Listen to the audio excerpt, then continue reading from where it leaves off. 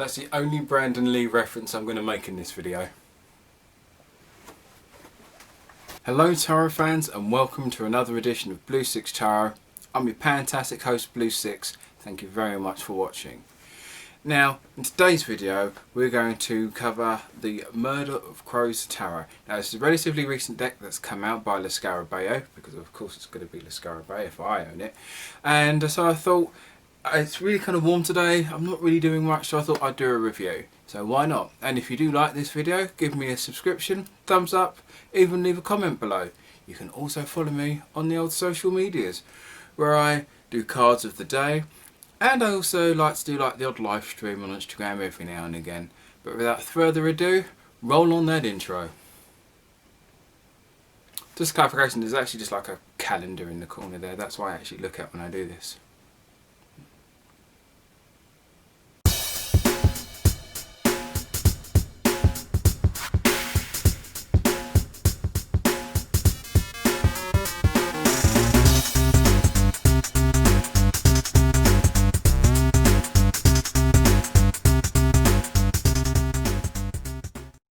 Okay, so first thing to start off with is the actual box itself. Now what I've found is that the box is a really nice kind of display. So you've got the crows here with a bit of reflective panel there, so it's just the image itself, not necessarily the background, and the on the sides there. So the box itself does look pretty cool. This does look like a nice thing to have as a display on the side of a shelf or on a cabinet, that sort of thing.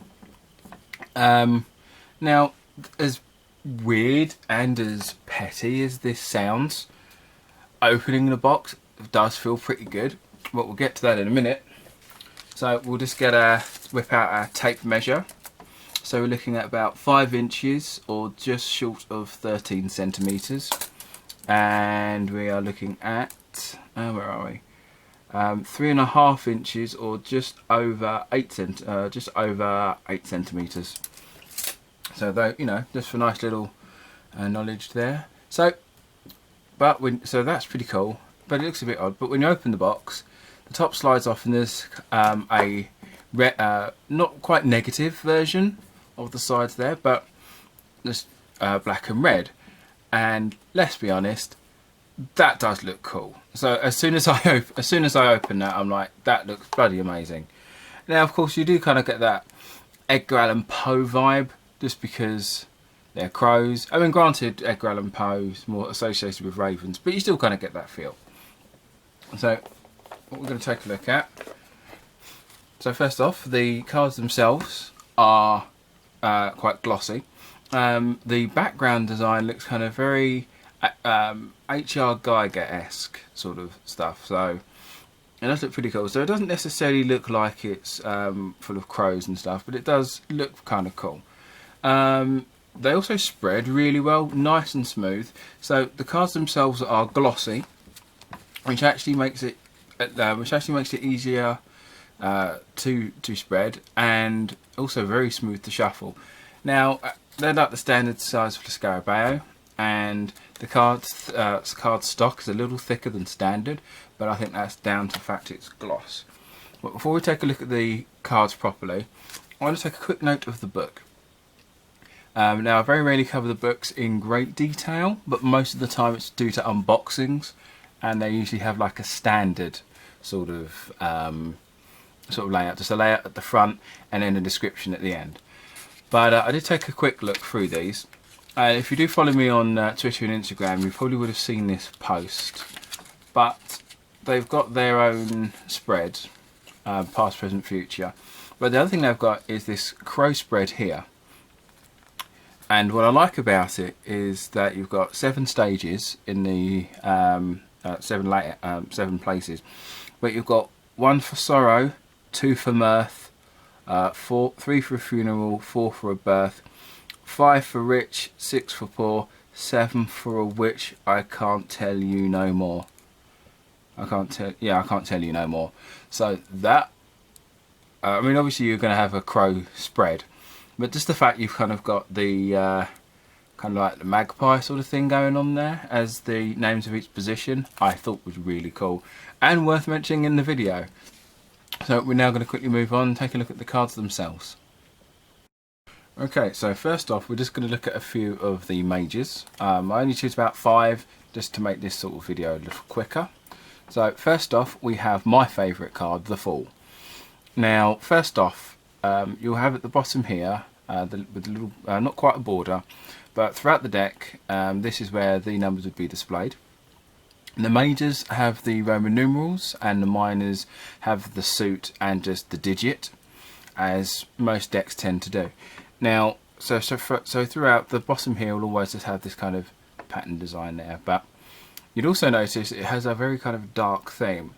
Now, most of these, throughout this deck, is mostly people with crows around, or some bits of crows, so it's not like just the standard crow tarot, where you just have crows throughout the deck and just crows. There are people and maybe crow worshippers. Once again, it's probably referenced in the book, but I don't tend to read through the books too much. So, so first of all, you still got the classic style of Fool with their bindle and what I would say is a flower of some description.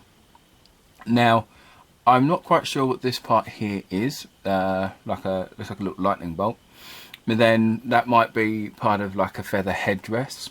And you can see the Fool themselves are wearing a mask, and they are travelling at night rather than the day. But it's a kind of very haunting sort of silhouette sort of going on there. But I think this does look quite nice. Now we have the High Priestess. Now this one I felt was definitely worth looking at, in the fact that she still has the feeling of spirituality in regards to the church, because in some depictions she's either referred to as basically like the female. Basically, she's usually considered as the female pope. So sometimes you've got, in some decks, you have the Hierophant being called the Pope or the Priest. So being the High Priestess is obviously like the female equivalent.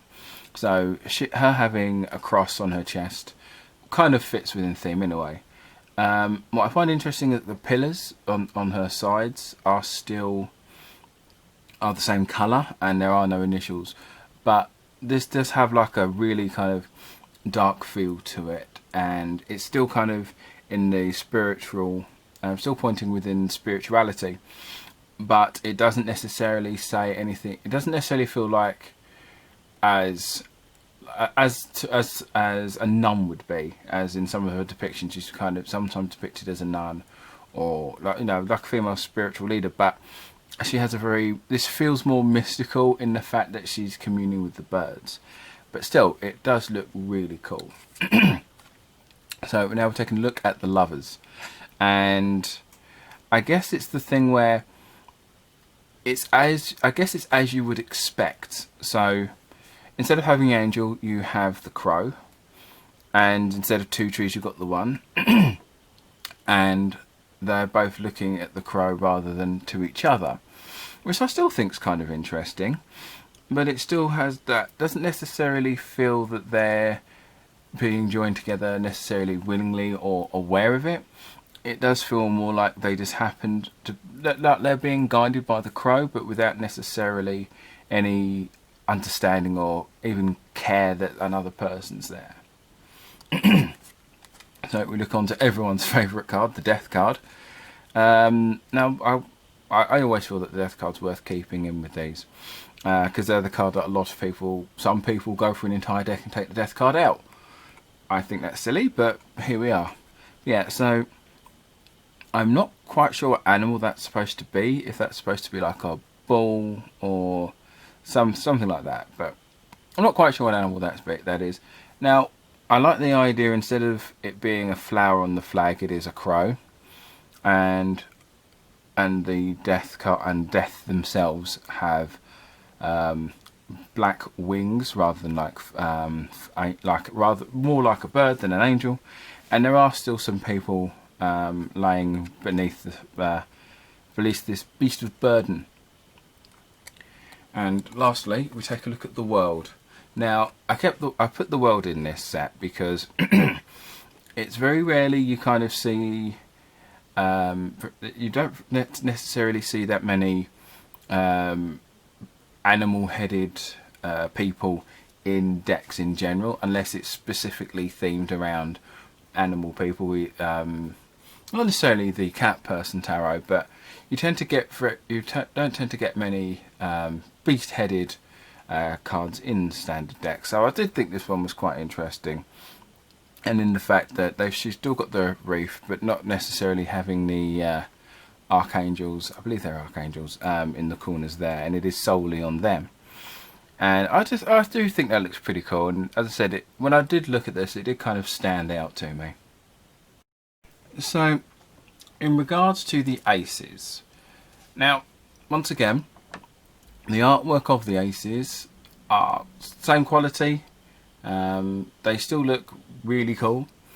The thing is, they don't really stand out as aces. Now, a lot of aces do tend to struggle looking particularly unique, just because the main focus is on the object rather than the surroundings of that object, unless you're talking about the classic Ace of Pentacles from the Rider-Waite. Yeah, so you still got a nice cool chalice here, being held by a wizened hand. And I was going to say above the thorns, but that's just a little bit of the pattern. Once again, these aren't actually named, they've just got the symbol beside them. But then stuff like that's always quite nice, because it saves as much room for the actual image as possible, which is always a nice little bonus there. But the crow at the front there does look pretty good. So, as we're looking at the pentacle, the crow itself is a bit more active, I guess. It's kind of interacting more than... is more interactive rather than just the passive one here. That does have the feeling of more of needing to get something done rather than just chilling. It's kind of like, it's something that's got its something's got its attention. So as an ace, that's kind of an interesting thing of something new has taken your attention and you need to go over and get it sorted. So the wand, I think, is quite interesting in the fact that the background also fits with the banner at the bottom, the footer, and the fact it's covered, the area is covered in thorns.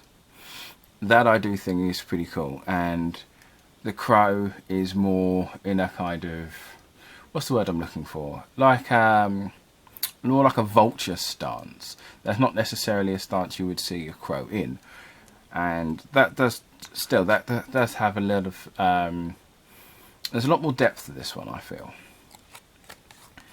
And the sword, the Ace of Swords, the crow, the crow does appear dead.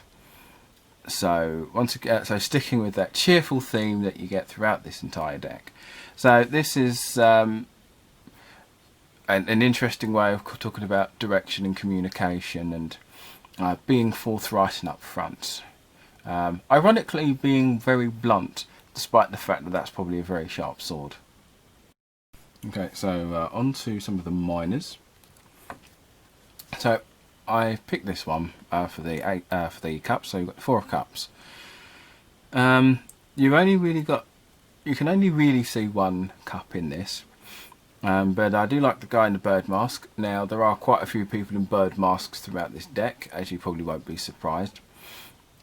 And I do like the idea of the crow being on top, being above, as if it's once again comparing it to the Rider-Waite, as if that's the hand that hands the 4th cup, with the gentleman with 3 around. So it does have that feeling of the crow being the guiding hand. And I just quite like that, and the kind of angle and perspective from that I do like. So we're looking at the 2 of coins, and this is kind of an interesting way to look at it, in the fact that obviously there are no pentacles in this, and said it is just the crows. So which crow do you go for, or which direction do you decide to go down? Now once again, the features in this look really cool. You've got what looks like either coins or flowers, still part of the general pattern that we have at the back, and still the crow mask still looks really cool. And and the fact they're standing looks like either on like top of a cliff or at very least a mound, and just the detail on the on this person here does look really cool. Do you like that one?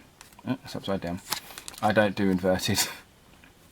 So the Five of Wands, I quite like this one, in the fact that it still has that great feeling of bickering, but this feels a bit more chaotic, I guess.